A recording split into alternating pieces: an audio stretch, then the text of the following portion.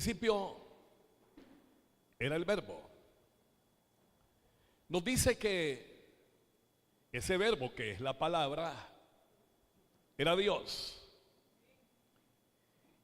Y en el verso 14 nos dice que ese Verbo se hizo carne, que Dios se hizo hombre.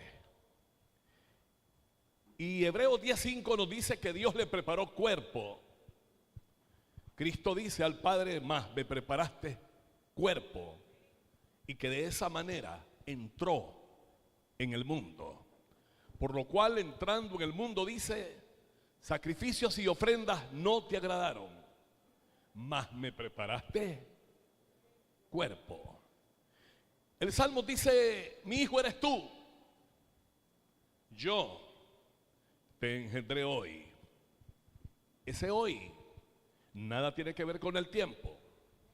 Ese hoy es eterno. Así que Cristo, viniendo del cielo, porque nadie puede subir al cielo sino el que descendió del cielo, dice Cristo Jesús.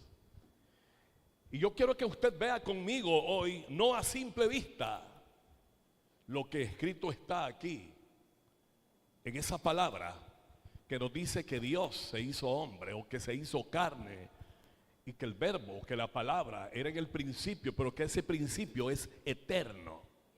No está hablando del principio en el tiempo de Génesis 1, está hablando Juan de una eternidad donde se planifica todo, donde el consejo de Dios se reúne para llevar a cabo todo, porque el plan de Dios, el propósito eterno de Dios, lo importante de Dios es el hombre, no el resto de la creación que rodea al hombre, sino el hombre mismo, porque Dios tiene un fin para con el hombre, y eso es eterno, ese es el plan eterno, eso es irremovible, eso no puede ser quitado en ningún momento de los ojos de Dios, ni de los ojos de nosotros, los hijos de Dios.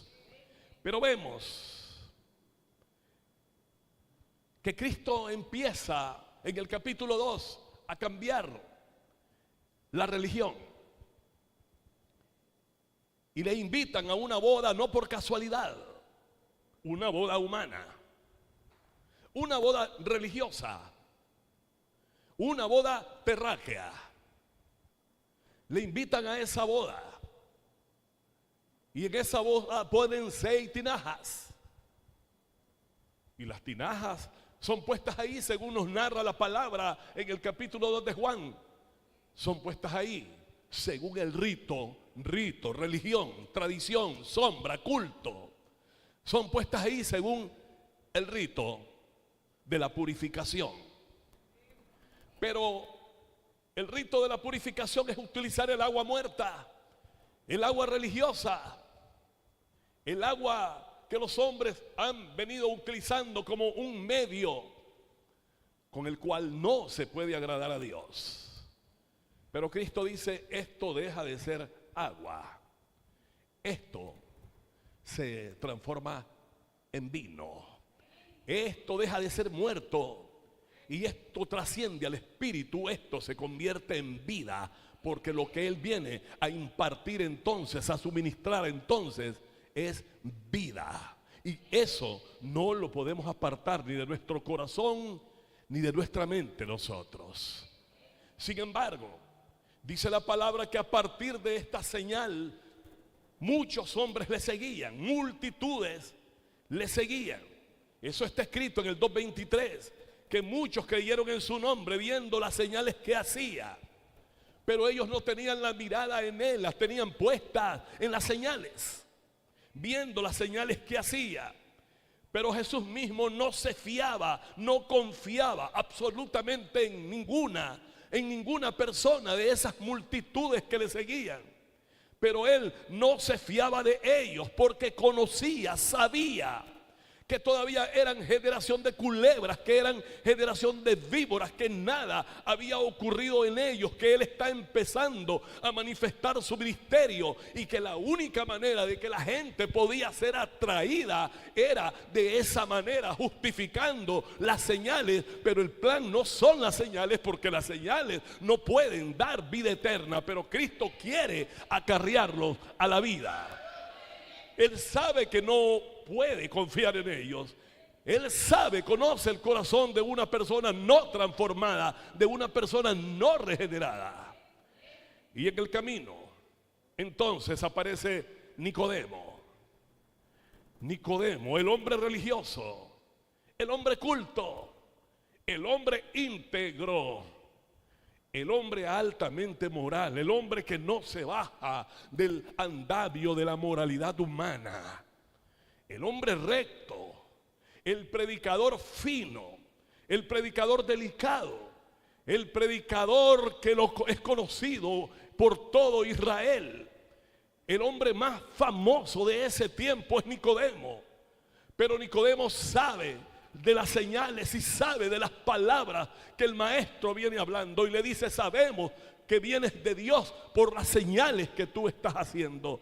Pero Nicodemo viene de noche. El Espíritu Santo nos está diciendo que él viene en tinieblas, que él no anda en luz, que también Nicodemo anda en religión, que él es altamente moral, es intachable ante la sociedad, pero que él no puede suministrar la vida que Cristo está suministrando. Nicodemo no puede dar la vida porque él es correcto, perfecto, religioso, bien vestido, bien conocido, pero no tiene la capacidad de dar la vida que solo Cristo puede dar. La religión no satisface con sus apariencias ninguna expectativa. Solo Cristo puede impartir la vida.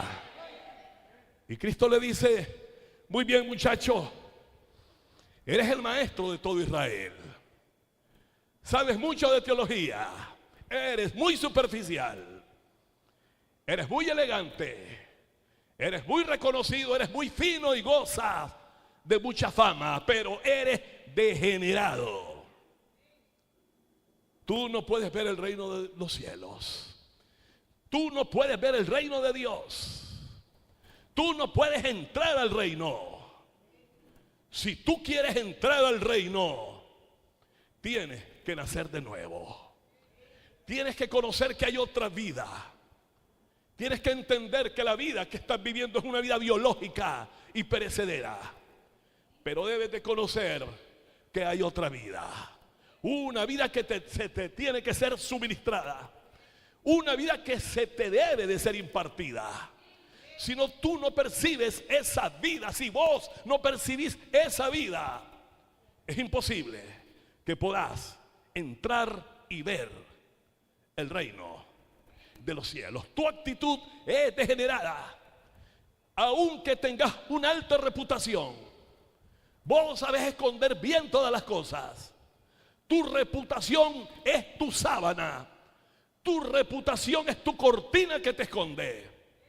Pero tu reputación no vale nada en la vida eterna. Tu reputación no vale nada en el reino de Dios. Muchacho, tenés que nacer de agua y tenés que nacer del Espíritu. Muchacho, tenés que nacer de nuevo. Lo que quiero decirte es que debes de ser regenerado, porque necesitas un nuevo nacimiento, una nueva vida, un nuevo hombre en la parte recóndita de tu vida, en tu hombre interior. No basta con ser evangélico, religioso, ir al culto, ser tradicional. No basta con brincar, no basta con ser miembro de X o Y organización fantasiosa que solamente demuestra músculos en una marcha, sino que esto se trata de la vida eterna, de la vida del cielo, de la vida entrando a tu vida para forjarte como un nuevo hombre, una nueva criatura. Y aquel hombre se queda quieto, y a partir de ahí se ha observado tanto, tan superficial. Y continúa la narrativa. Y continúa lo que todos dicen: de tal manera amó Dios al mundo que dio a su Hijo, que era, que ya no lo es.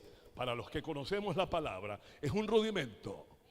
Era el Hijo unigénito, ya no. Ahora Él es el primogénito entre muchos hermanos. Eso queda eliminado para nosotros allí en Juan 3:16. Por la causa de la progresividad de la palabra de Dios que se expresa en Romanos 8:29, diciendo que nosotros tenemos que ser creados en Cristo para ser hechos conforme a la imagen del Hijo de Dios, para que el Hijo de Dios no sea el único hijo, sino que sea el primogénito entre muchos hermanos. Pero lo grande de esto en el camino es que casi toda la teología entiende los aspectos primarios de este capítulo 3. Y hay mucho revuelo con respecto a Nicodemo, pero hay poco conocimiento de lo que se expresa en el verso 27. Y Juan responde algo aquí. Juan el Bautista, no Juan el apóstol, sino el profeta Juan, que abre el camino y que siembra la primera semilla del reino. Respondiendo Juan dijo: no puede el hombre recibir nada si no le fuere dado del cielo. Juan está diciendo: Cristo es celestial. Al cordero que yo le voy a presentar a ustedes es celestial. El cordero de la Pascua en Éxodo 12 que comieron todos los judíos, los israelitas, no era el verdadero cordero. Era solamente una figura. Pero yo les estoy presentando al verdadero cordero que quita el pecado del mundo. Este no es un cordero tomado de un corral. Este viene del cielo y este es el cordero de Dios, el único que está capacitado para quitar el pecado del mundo, el pecado adámico, el pecado que reina en la carne, el pecado que todos heredamos. El Señor tiene capacidad a través de su cordero de extirpar el cáncer del pecado y darnos una nueva vida a través de su hecho glorioso en la cruz del Golgotá. No puede el hombre recibir nada, y esto sigue en vigencia total. No puede el hombre recibir nada si no le fuere dado del cielo. Consiga lo que usted quiera, use las habilidades que usted tenga, el intelecto, agárrese de él, del conocimiento de las cosas biológicas y naturales y temporales que no conducen a la eternidad. Haga lo que usted quiera, pero recuerde que usted no va a recibir nada si no le viene del cielo. Lo que usted reciba fuera del cielo en cualquier momento se esfuma, pero lo que viene del cielo y es recibido de arriba no puede ser quitado nunca. Y esta es la primera expresión que nos da el profeta Juan. No puede el hombre recibir nada si no le fuere dado del cielo. Ustedes son testigos. Verso 28. Vosotros mismos sois testigos que yo dije: hey, yo no soy el profeta, yo no soy Elías, yo no soy el Cristo, yo no soy nadie, muchachos. Yo simplemente soy un instrumento que viene a anunciar. Yo soy una voz que clama en este desierto. Ustedes están áridos, ustedes están secos, ustedes están muertos. En ustedes hay serpientes, en ustedes hay escorpiones, en ustedes no hay vida. Yo soy la voz que clama. La voz aparece, pero cuando el hombre se va la voz. Pero cuando Cristo aparece la vida eterna, aparece lo que al hombre realmente le es necesario. Y Él es claro, Él es sincero, honesto y decente en decirlo. Porque los hombres andaban buscando destacados profetas, andaban buscando alguno por ahí ungido de Jehová, andaban buscando unciones alucinógenas, andaban buscando a un carismático, a un hombre grande, a un poderoso, a uno capacitado de hacer grandes movimientos de avivamiento, ignorando lo que significa el verdadero avivamiento y no conociendo realmente por qué Pablo dice: aviva el fuego del don de Dios que está en ti. Ustedes lo saben bien que yo no soy el Cristo, sino que soy enviado delante de Cristo.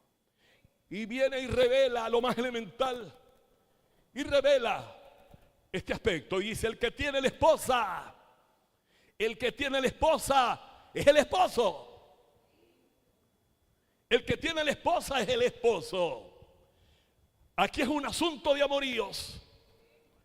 Aquí es un asunto de decisiones. Aquí es un asunto del establecimiento de una familia. Aquí es el asunto de un matrimonio. El que tiene el esposo, el que tiene la esposa, es el esposo. Mas el amigo del esposo, para podernos gozarnos grandemente de la voz del esposo, hablándole a la esposa, amando a la esposa, enamorando a la esposa, cuidando de su esposa, celando a su esposa, porque con celos grandes Él nos cela a través de su espíritu. Así pues, este mi gozo es cumplido. Pero continúa diciendo Juan claramente a nuestros corazones: es necesario, es imprescindible, es absolutamente requerible que Él crezca, pero que yo mengüe. Si no está presente la novia y presente la esposa, no puede establecerse la posibilidad del crecimiento, del aumento, del incremento de Cristo en nuestras vidas. Él no podrá incrementarse mientras no tenga a la novia. Él tiene que aumentarse en el seno de la novia para que la novia pase a ser su esposa, sean una sola entidad, en una sola unicidad, y sean no una sola carne, sino un solo espíritu, porque el que se une al Señor, un espíritu es con el Señor. Adán, el Adán de la carne, el Adán primero, el alma viviente, tuvo una mujer llamada Eva, todos lo sabemos bien, madre de todos los vivientes biológicos naturalmente. Pero la iglesia es la madre de todos los que quieren tener la vida de Jesucristo en su vida, porque ella es la destinada a ser la esposa. Al final, la esposa se convierte en una gran ciudad que se llama la Nueva Jerusalén. Una gran mujer, una gran ciudad iluminada, una gran mujer que recibe en su calle principal el río del Espíritu que está en el trono, que sale del trono de Dios. Una gran mujer, una gran ciudad ensanchada, extendida, la esposa del Cordero, que tiene el árbol de la vida con 12 frutos y que tiene 12 hojas que sirven para sanidad de las naciones. Eso se está acercando a medida que se alborota el mundo, a medida que Satanás, el príncipe de este mundo, el príncipe de la potestad del aire, enloquece a los hombres.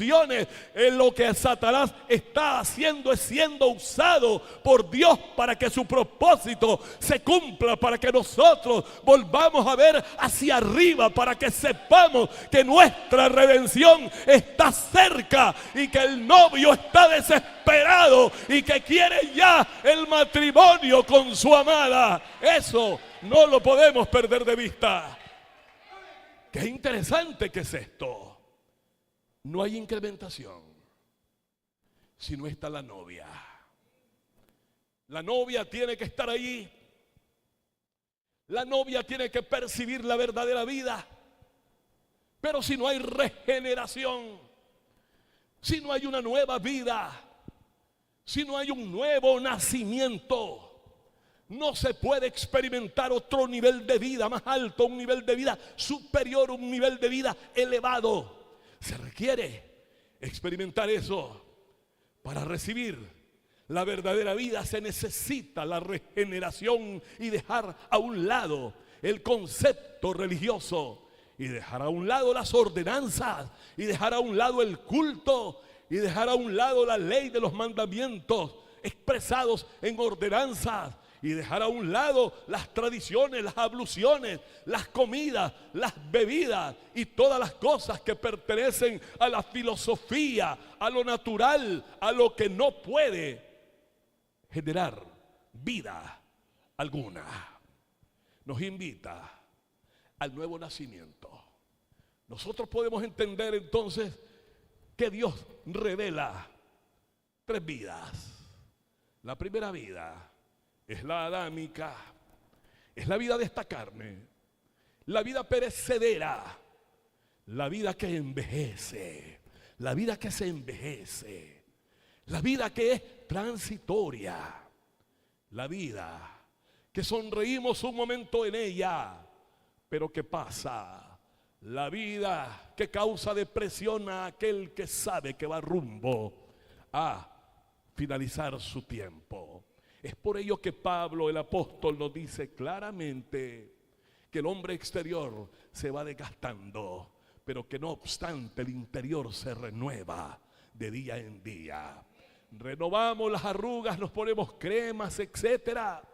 No queremos envejecer, pero descuidamos la vida interior, descuidamos al hombre interior. Estamos más embelesados en las cosas externas. Estamos embelesados en las cosas perecederas.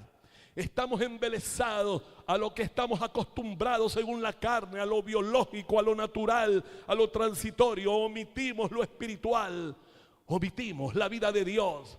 Creemos que con tener un poco de religión en nuestra vida estamos realizados. Que con una pequeña cantata al Señor está todo realizado, ignorando la verdadera adoración en el Espíritu y en la verdad, en nuestro hombre interior y en la verdad, la realidad a la cual nos lleva la enorme palabra de Cristo.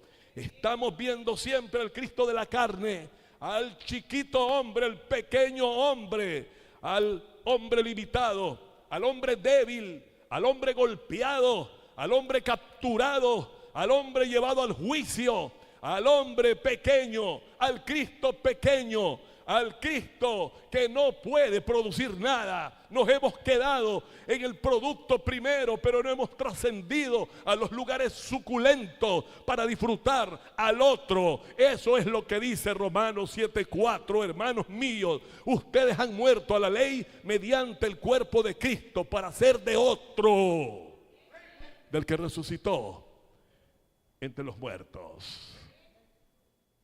De aquí en adelante atestigua la palabra en 2 de Corintios 5:16.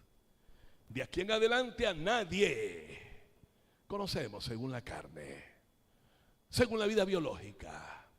A nadie conocemos según la carne. Y aun si a Cristo conocimos según la carne, pretérito indefinido, ya no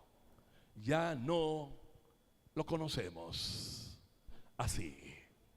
Ya no es posible que andemos por los mismos andamios históricos.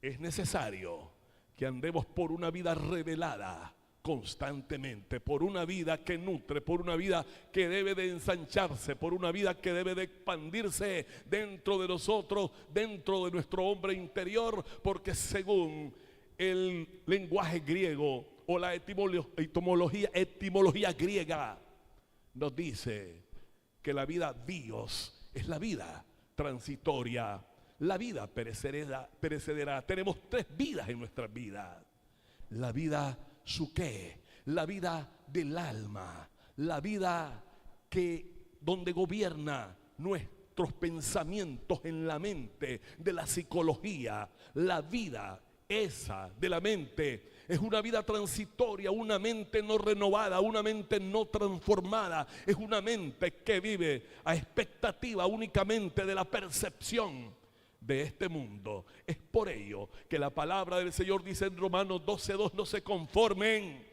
a este mundo, no se conformen a este mundo, sino transfórmense por medio de la renovación de vuestro entendimiento, y así ustedes, una vez transformados a través de la renovación, van a comprobar cuál es la buena voluntad de Dios, agradable y perfecta. Eso es lo que dice la palabra. Esa vida, ¿su qué? Esa vida del alma y esa vida biológica son vidas transitorias, pero hay una vida Zoe con Z, que es una vida que no se puede expresar en ninguna universidad del mundo. Se puede hablar de la psiquis, se puede hablar del cuerpo, se puede hablar de los sistemas del cuerpo, vanguardizados o dirigidos por el sistema nervioso que está en la región anímica, en la región mental, en la región encefálica. La ciencia puede desplazarse hablando de la vida biológica, de la sangre del hombre, de los órganos del hombre, del sistema excretor, del sistema óseo, del sistema sanguíneo, del sistema nervioso. Pero hay una vida la cual nadie puede hablar de ella simplemente en una pequeña exposición con fórmulas, con hipótesis. Hay una vida, esa la trajo Cristo. Esa vida se expresa solamente a través de la palabra. Esa vida es el mismo verbo de Dios introduciéndose en nosotros, generándonos algo distinto, sacándonos de la tristeza, de la depresión y de los temores que acechan en este mundo. Este mundo es de hambre, este mundo es de problemas. Este mundo será de hambre y de problemas. El médico tendrá problemas. El ingeniero tendrá problemas. Todo mundo tendrá problemas. Los matrimonios tendrán problemas. Unos permanecerán, otros sucumbirán. Es necesario que haya problemas. Es necesario recurrir a la barca en medio de la tormenta. Es necesario ver venir al que viene caminando siempre sobre las aguas de la palabra. Es necesario tener esperanza en Él. Es necesario no separarse de Él, porque Él es la vid verdadera, y separados de mí ustedes nada pueden hacer. Él no nos está pidiendo buen comportamiento. Él no está diciendo que nunca tenemos errores. Él no está diciendo que nunca tenemos fracasos.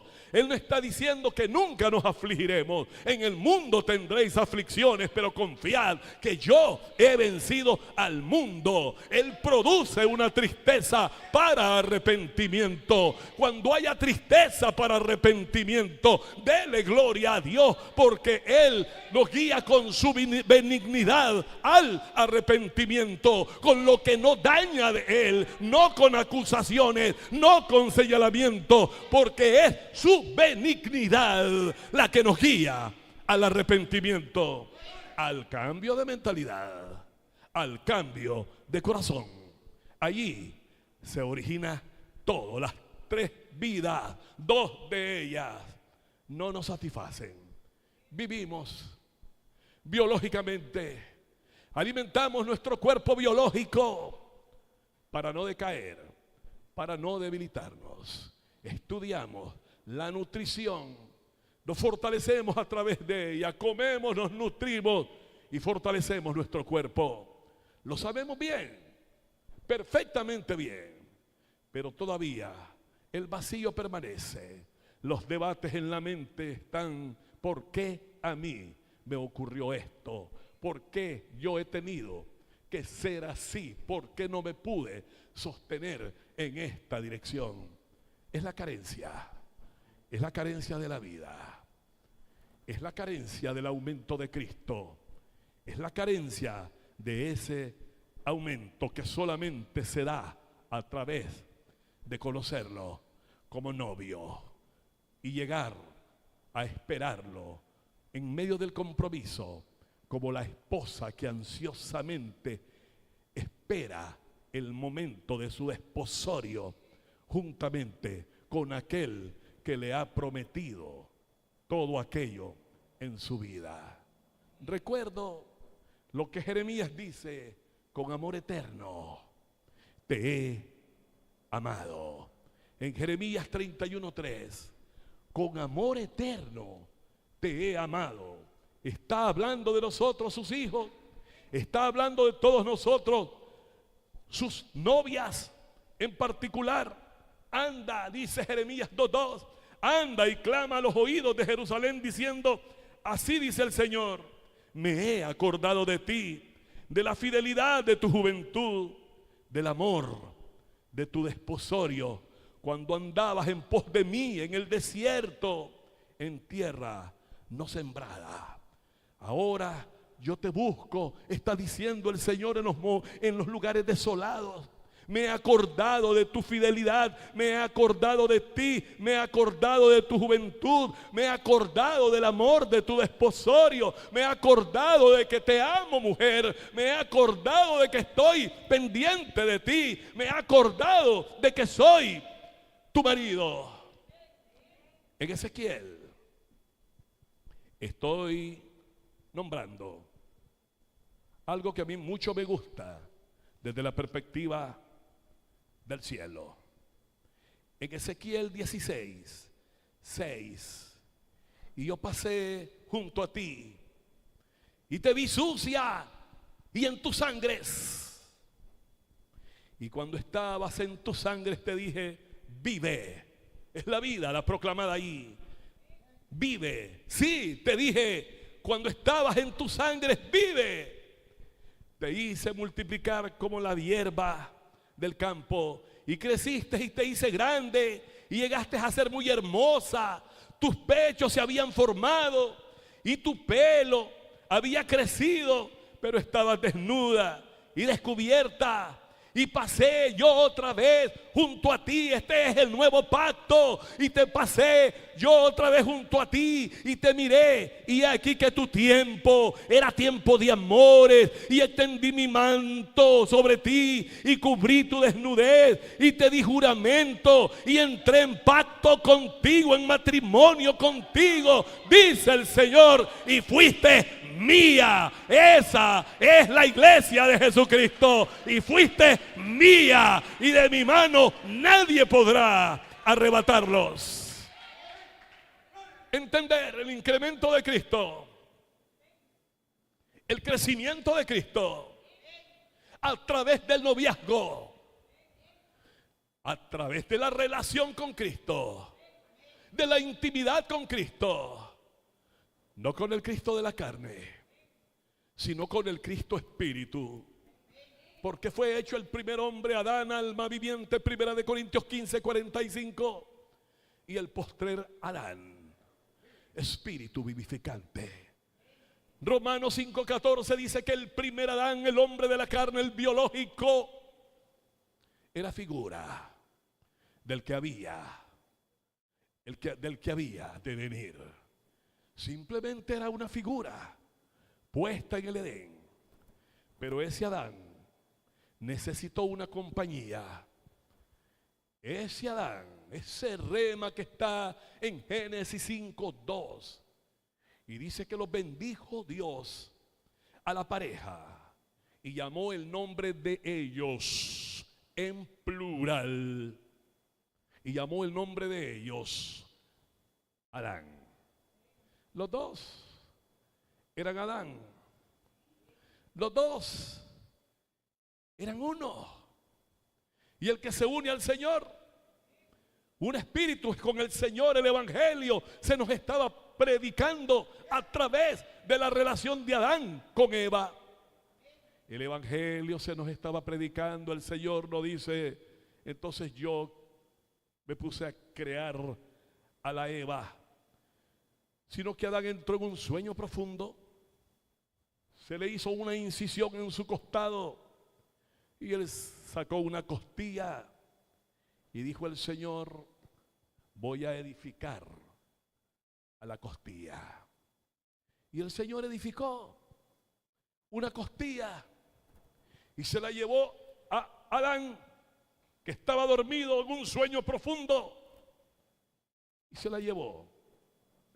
Y Adán dijo: aquí está mi complemento, aquí está la carne de mi carne, aquí está mi compañera, aquí está mi compañera, aquí está mi unicidad, aquí está, ahora ella es carne de mi carne, carne de mi carne, hueso de mis huesos, sangre de mi sangre, y la llamaré varona, porque de mí ella fue tomada. Esto es lo que revela Juan. Esto es lo que revela Juan con la novia, con la esposa, diciendo: es necesario que él crezca, pero que yo mengüe. El que de arriba viene es sobre todos. El que es de la tierra es terrenal, y cosas terrenales habla. El que viene del cielo es sobre todos. Tiene el poder de ser una sombra gigante y de estar encima de lo que está abajo, y no proviene de ningún lugar otro que del cielo. Ese es el Cristo que ahora vive en nosotros. Ese es el Cristo que dice en el verso 34: porque el que Dios envió, las palabras de Dios habla, pues Dios no da el Espíritu por medida. El Espíritu viene, se ensancha, crece a través de la palabra.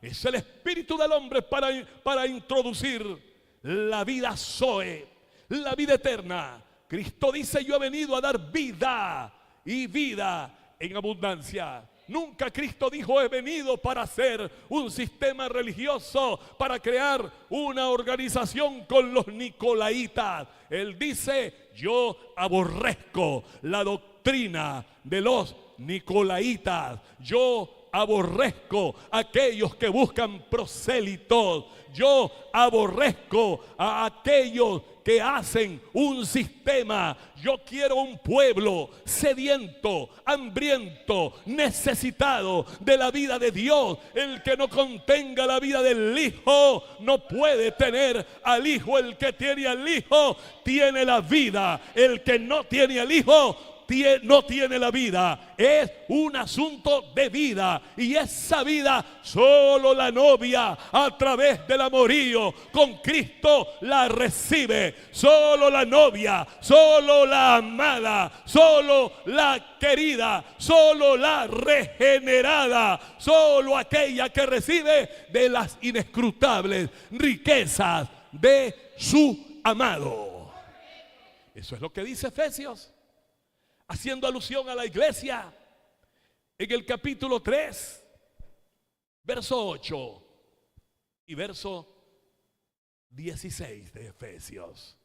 Las inescrutables riquezas de Cristo. ¿Es Cristo ilimitado o es Cristo limitado? Cristo fue limitado, pero Cristo es ilimitado. En Efesios capítulo 3, la palabra nos dice: a mí, que soy menos que el más pequeño de todos los santos, me fue dada esta gracia de anunciar entre los gentiles el evangelio de las inescrutables riquezas de Cristo. El verso 16 dice: para que os dé, conforme a las riquezas de su gloria, el ser fortalecidos con poder en el hombre interior por su espíritu. ¿Cuál espíritu? El espíritu vivificante. ¿Cuál espíritu? El postrer Adán. Lo que necesitamos es regeneración. A la regeneración generación le continúa la edificación. La edificación generará el aumento de vida, el incremento de vida, porque tenemos necesidad cada día más y más de vida, no de la vida biológica, no de la vida del alma, sino de la vida espiritual que solamente el Espíritu vivificante nos puede dar a través de su ley, que contiene diversas leyes en su secreto. Es por eso que Romanos 8:2 nos dice: porque la ley del Espíritu de vida en Cristo Jesús nos ha libertado de la ley del pecado y de la muerte. Y este es el pacto, este es el compromiso que haré con mi amada, este es el pacto que haré con ellos. Hebreos 8:10 y Hebreos 10:16. Pondré mis leyes en sus mentes y las escribiré en sus corazones. Pondré mis leyes en sus corazones y las escribiré en su mente.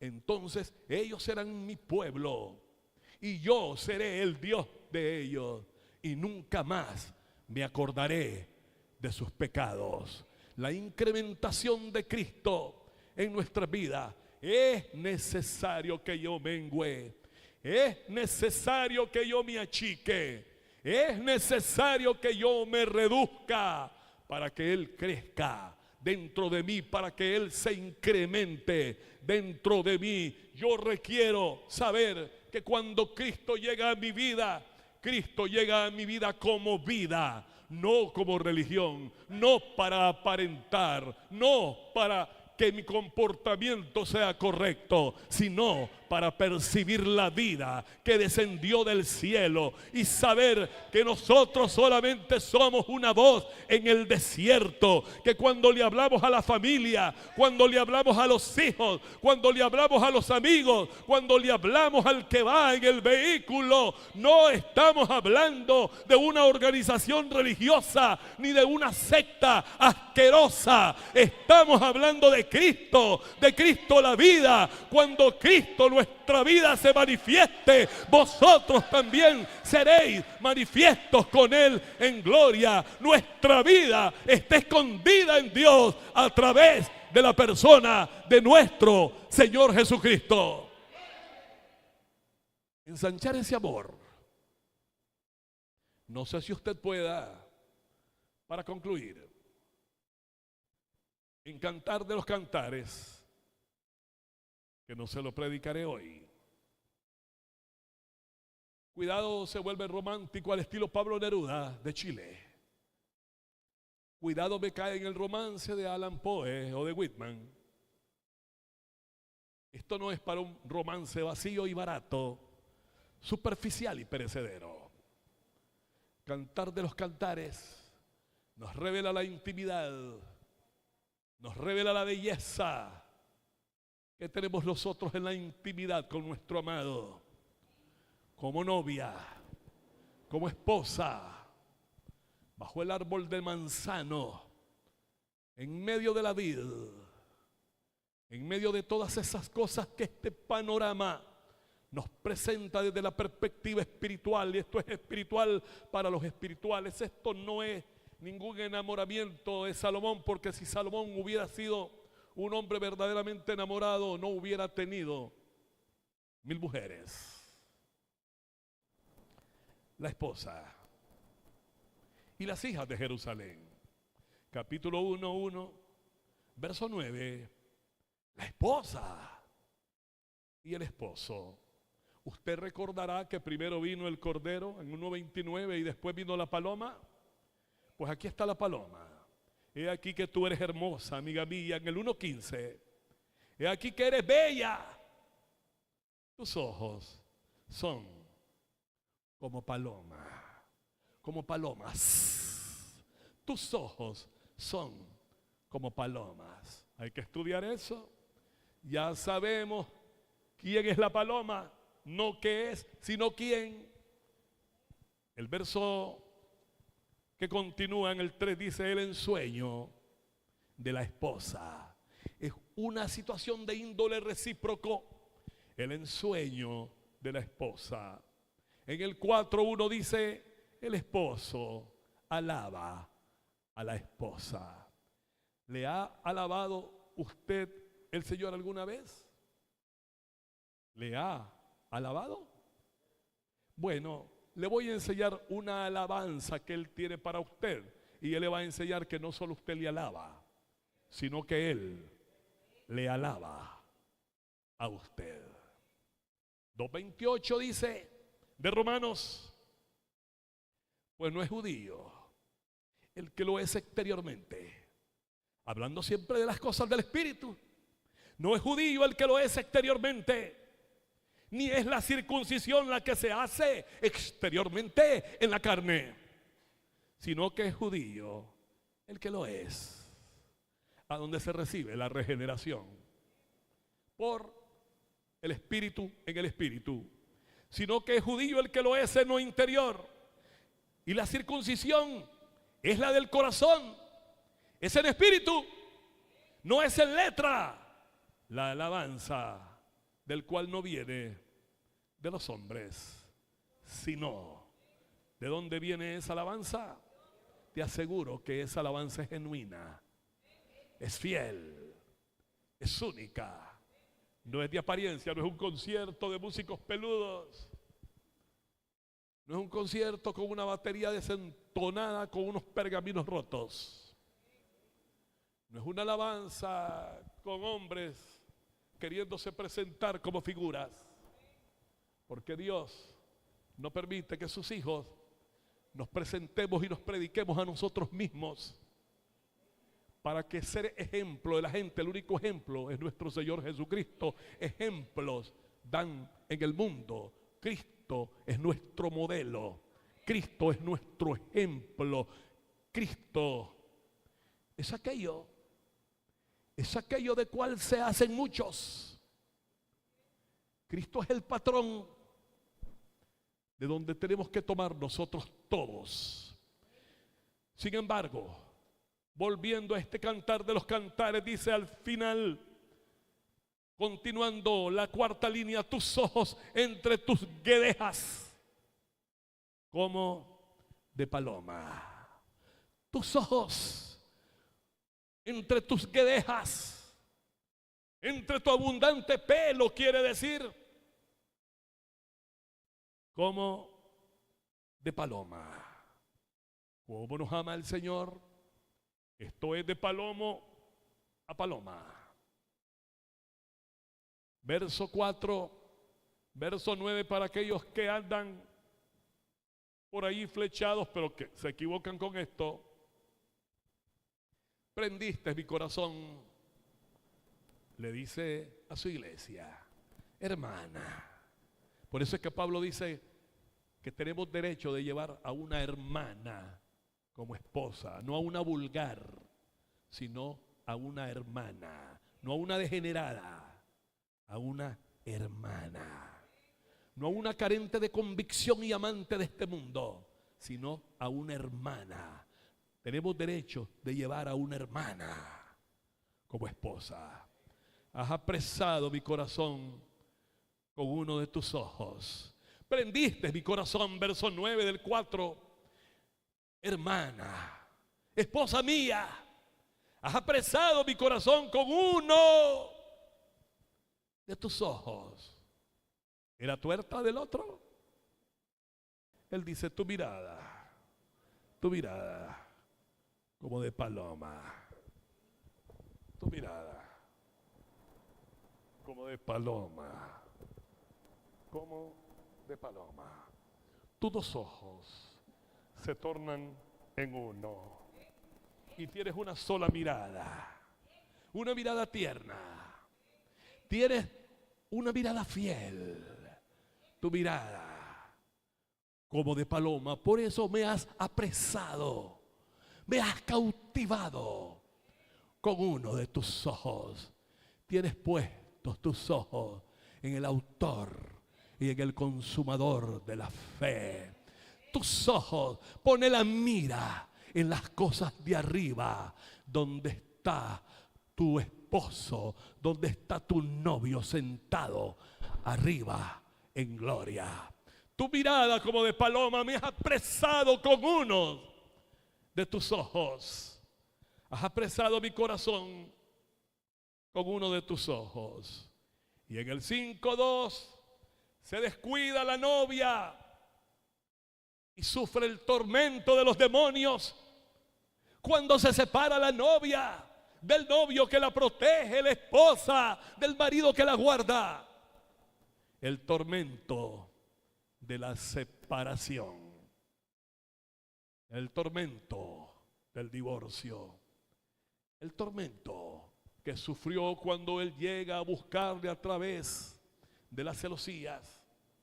Ella está allí pero no tiene oídos, no responde. Se le pasa por alto el llamado, el silbido de su novio. Ella no responde. Y luego él se va y ella sale por la calle y pregunta: ¿han visto al que guarda mi alma?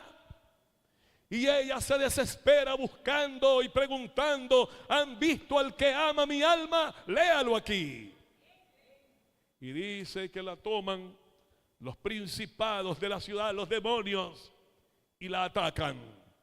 Por eso se llama el tormento de la separación. La esposa alaba al esposo porque ya el esposo alabó a la esposa. La esposa alaba al esposo. El 5:6. Mutuo encanto, amor recíproco, mas no vivo yo, Cristo vive en mí, porque por Él estáis vosotros en Cristo, yo estoy en Cristo, Cristo está en mí. Mutuo encanto del esposo y de la esposa. Él me corresponde, yo le correspondo. Entramos en amorío. El Espíritu es el amor eterno que tenemos dentro de nosotros y Él mora en nuestro espíritu. Es allí donde Él prometió darnos un corazón nuevo, un espíritu nuevo para venir a morar dentro de nosotros. Cristo mora por la fe en nuestros corazones. Somos templos del Dios viviente. El que se une al Señor, un espíritu es con el Señor. Oh, muy hermosa eres tú, el 6:4. Oh, hermosa eres tú, oh, amiga mía. ¿Sabes cómo sos, amiga? Entendé el secreto de la Tirsa. Conseguite el secreto de la Tirsa. Mira a la hermosa de la Tirsa. Hermosa eres tú, oh amiga mía. ¿Sabes cómo sos, hermana mía? Sos como Tirsa, de desear, como Jerusalén, imponente, una mujer de convicción, una iglesia de vanguardia, como ejército en orden. No eres una mujer desordenada, eres una mujer de batalla. La iglesia de Efesios 6:12, fortaleceos en el Señor y en el poder de su fuerza. Tomá la armadura de Dios. No solamente sos la mujer delicada, sino que sos la mujer de batalla, la que hace huir a las huestes demoníacas, la que está sentada juntamente con Cristo en los lugares celestiales. Una iglesia de reino, una iglesia de gobierno, una iglesia que espera a su esposo. Hoy, cuando el mundo se acelera, los hijos de Dios nos gozamos y preguntamos: ¿hasta cuándo, Señor? Un día de estos, ayer o antier, me dijeron: ¿por qué el Señor tardará tanto? Y concluyo leyendo: para el crecimiento, para el incremento de Cristo en nosotros, que esté en la vida de su palabra. Te lo dice allá en Juan 3. ¿Quién es esta que sube del desierto? ¿Qué es el mundo? ¿Cómo va a quedar el mundo? En un desierto. ¿Quién va a subir? La iglesia. ¿Quién es esta que sube del desierto recostada sobre su amado? Debajo de un manzano te desperté. Allí tuvo tu madre dolores, allí tuvo dolores la que te dio a luz. Ponme como un sello sobre tu corazón, como una marca sobre tu brazo, porque fuerte es como la muerte el amor. duro como el Seol los celos. Sus brasas de fuego, fuerte llama. Las muchas aguas, las inundaciones, los problemas que vengan, las muchas aguas no podrán apagar este amor, ni lo ahogarán los ríos, porque si el enemigo viniere como río, el Espíritu del Señor se levanta como bandera. Si diese el hombre todos los bienes de su casa por este amor, de cierto lo menospreciarían. Amar a Cristo, ser la esposa deseosa continuamente de Cristo, vivir ese idilio, ese noviazgo, esa ternura, esas palabras delicadas. El Cristo de quien brotamos en la cruz del Calvario cuando fue abierto su costado, donde fluyó el agua y la sangre para limpiarnos de todo pecado y el agua para purificarnos, porque Él necesita una iglesia gloriosa, no una iglesia que se autosuministre una gloria, no una iglesia autoperfeccionista, no una iglesia que está capacitada para autoministrarse, sino que quien nos ministra es Él. Maridos, amen a sus mujeres. No es que tenga varias, sino cada marido a su mujer. Maridos, amad a vuestras mujeres, así como Cristo amó a la iglesia y se entregó a sí mismo por ella. ¿Para qué? Él es el que la santifica. Él es el que la purifica en el lavamiento del agua, por lo que se te predica ahora, por la palabra. Porque el que es terrenal, cosas terrenales habla, y el que es del cielo, cosas celestiales habla, a fin de presentársela a Él mismo, ya que Él la lava, ya que Él la limpia, ya que Él la santifica. Se la presenta a sí mismo para santificarla. ¿Cómo la santifica? Menguándole y menguándole y reduciéndole todo lo del yo, todo lo natural, todo lo biológico, todo lo apegado a este mundo, todo lo almático, todas esas cosas a las que se aferra. De esa manera Él toma el gobierno, el dominio. Él sabe cómo hacerlo para santificarla. Por un lado nos quita y por otro lado nos aumenta. Habiéndola purificado, cuando nos santifica es porque nos quita, y cuando nos purifica es porque nos ha santificado en el lavamiento del agua por la palabra, a fin de presentársela a sí mismo una iglesia gloriosa. No quiere una iglesia espiritual poderosa, no, gloriosa. De ello vamos a estar hablando, porque todo el mundo quiere ser una iglesia poderosa, poderosa, muy pentecostal, lo inventado por los hombres, Vino el Espíritu a Pentecostés. Quiero señalar esto que es requerible. Vino el Espíritu en el día a Jerusalén, no en Pentecostés, sino vino en el día de Pentecostés, cuando se cumplían las 50 semanas. Los 50, el penta, que viene del penta. El día Cristo caminó, estuvo apareciéndose y desapareciéndose para entrenar a los apóstoles con su presencia física y con su presencia espiritual. Hoy se trata de una presencia espiritual. Donde hay presencia espiritual, hay verdadera adoración. Escúcheme con mucho celo esto que le estoy diciendo. Cuando hay presencia de Dios, hay verdadera adoración.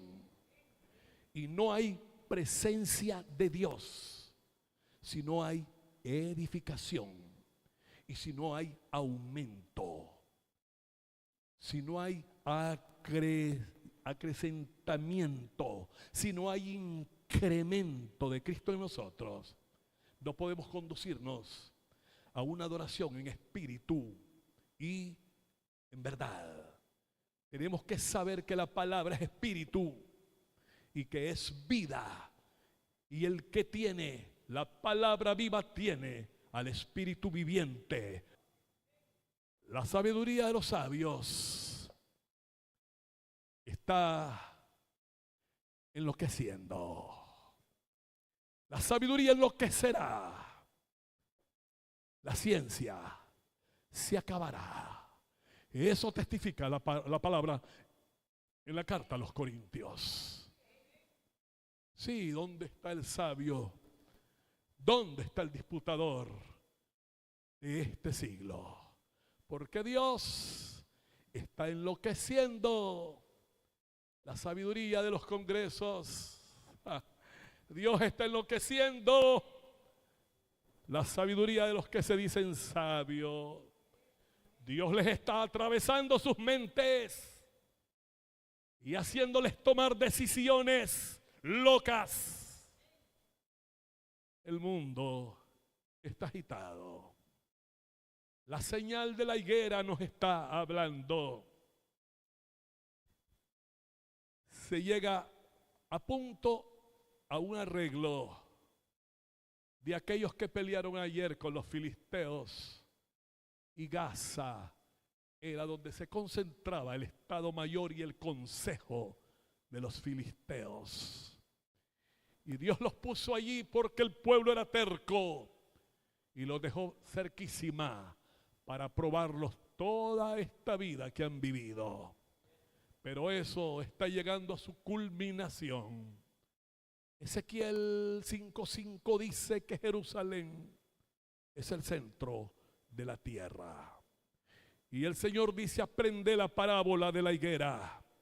Cuando sus ramas estén tiernas y broten sus hojas, es que el esposo, es que el verano, es que la luz, es que el sol de justicia está cerca. Sea la paz y la gracia con usted.